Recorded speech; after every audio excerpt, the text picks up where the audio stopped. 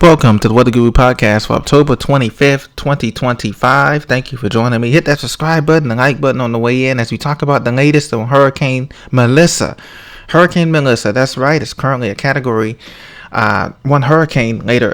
Became a Category 1 hurricane earlier today, and as it continues to rapidly intensify here, it's going to be a system to be reckoned with here as it makes its way towards a beeline towards the island of Jamaica.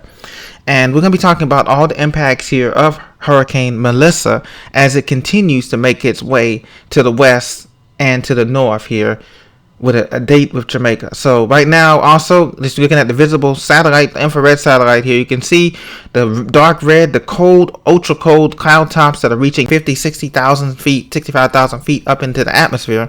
And that's a sign of strengthening. It's so much better organized than it was yesterday, as you can tell. With fanning out of the high cirrus clouds, the outflow is improved, the inflow is improved here. And it's less suffering the effects of shear. As you can see here, shear is definitely weakened significantly. And that's why the system is forecast to be a Category 5 system as it makes its way into Jamaica sometime late Tuesday into Wednesday morning, according to the projections. But let's look at it. So we've got it here. We look at the water vapor here. You can see the dry air ahead of it. You can see the system creating its own environment here with the dark green over Jamaica, all the moisture over Haiti as well. Lower Haiti's been getting assaulted by heavy rain in eastern Cuba as well, from Havana to Santiago de los Caballeros. So you can see here that rain band is fanning out. Later on in the forecast period next week, it will be affecting the southeastern Bahamas, Turks and Caicos, and then before heading out to sea. But before we get to there, you can see the moisture here with the system of Hurricane Melissa. Now let's get the latest information on it. Right now, as of the 5 p.m. Eastern Daylight Time, we get the next intermediate advisory at 8 p.m. and then, of course, the full advisory at 11 p.m., which we all expect to show major strengthening with this hurricane right now. So, movement is west at 3 miles an hour. This hurricane is crawling along. It's almost stationary, and that's going to be a la Hurricane Dorian that we had in the Bahamas that was stationary, too. We pray that does not happen to Jamaica where it gets over land, or partially the eye wall gets over land, half of it, and it just stalls there, for 16 hours. We hope that's not the case. We pray that's not the case. But this is what the path has it now. So it's moving. It's barely moving. It's growing in size. And the tropical storm force winds, you see the wind field in yellow here is expanding here. The tropical storm force winds. And subsequent, the hurricane winds will be expanding here tomorrow. We probably get a good close look up at that eye. The eye of the system probably sometime tomorrow morning when the sun comes up. We'll get a better look at that stadium eye here as it becomes a major hurricane rapidly here. Okay, so right now the maximum sustained winds at 90 miles an hour with higher gusts with this system. Now Jamaica will start to feel the effects possibly by Sunday afternoon as some little rain bands on the northern side of it impact the eastern part of the island. So you're talking about Kingston eastward, toward in the Black River, Pearl River eastward, the Blue Mountains eastward, and then the western side will be the western side of the island, like Montego Bay, Negril, and all that would be more on, say, late Monday into Tuesday. They'll start feeling some of the effects of this system. So you can see here, it's making this motion. It's a potential that it could reach Category 5 right now. That's what the National Hurricane Center has it with 160 mile an hour winds at its strongest here with higher gusts here. And that's because of the warm water with Melissa, okay? Now, another thing to note here with Melissa is that this system, since if it's going to be a slow moving system here, because look, it's going to take a whole day to cross Jamaica. It gets in Jamaica close to, right now they have projections, Kingston is going to be to the west of you guys, that eye wall, but still this puts you on the eastern side of that dirty side of the storm. Well, of course we know that northeast quadrant is the most strongest, and so from there 2 a.m. to 2 p.m. It's just now emerging off the coast of Jamaica, according to the National Hurricane Center's timeline right now at 2 p.m. on Tuesday. Still puts them on the southern side, getting strong southern southwesterly flow out of this thing. So hurricane warning is issued for Jamaica. Hurricane conditions are possible in the next 48 hours, guaranteed on the island. As a code. Now, Haiti, you have a tropical storm warning in effect. That's in effect, as well as a hurricane watch in effect for eastern Cuba.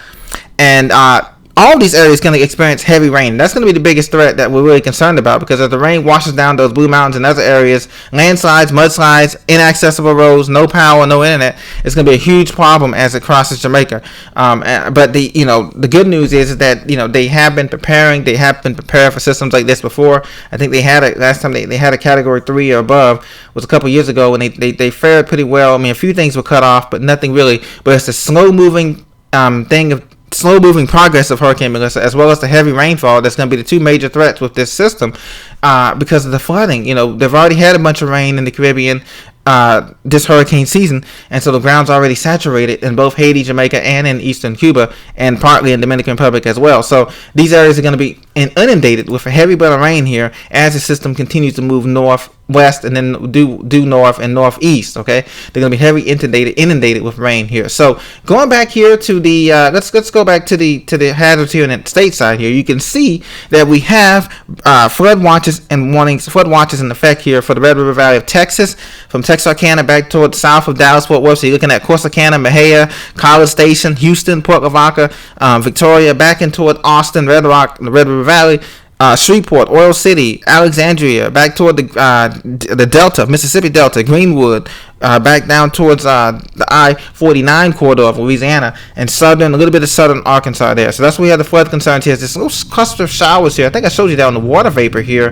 That cluster of showers there that's across the central part of the country there on the water vapor. But that's what's going to be happening here. This cluster right here is producing all that rain there, as you can see in the lower southeastern United States. So back up here, we also have, this is for today, October 25th, 2025, the hazards. We have out west, we have a bunch of brown, which is basically wind advisories here. So if you're coming along Truckee and the I-80 corridor through the Sierra Nevadas up into Carson City, Nevada, some wind warnings in eastern Oregon, some wind warnings, high wind warnings here for Seattle, Tacoma area, Portland, down towards the Dalles, back over to Coos Bay, Oregon, and into Mount Shasta and Weed, California. Just be careful with high-profile vehicles. There is a wind advisory for strong winds coming up as the system pushes in, and then snow in the Cascades in purple. Winter weather advisory from the Canadian border all the way through the central Cascades there, and then of course into the higher elevations of the Rockies and Montana and Idaho, of course. Subsequent, and Yellowstone is into that as well. Yellowstone Park, a winter warning for you guys. So you're heading up there, be careful in that area. Out east, everything looks clear. Perfect sunny conditions in the northeast, the mid-Atlantic, and the southeast. But we do have in purple here for tonight, October 25th and October 26th, a freeze warning in effect for the Ohio Valley. This includes I-70 corridor from Cleveland, from Columbus, Dayton, back over towards the West Virginia Panhandle, into western PA, from the suburbs of Pittsburgh, Butler, Somerset, down through those areas like that there, over to Garrett County, western Maryland. You guys are under a freeze warning tonight. So that's what we have going on here. Continue to stay updated for the latest information on Hurricane Melissa as it continue to make a beeline towards Jamaica and a rapid intensification process as it may become our first Category 5 landfall this year into eastern Jamaica. Thank you for listening. Take care very soon. Blessings. Take care.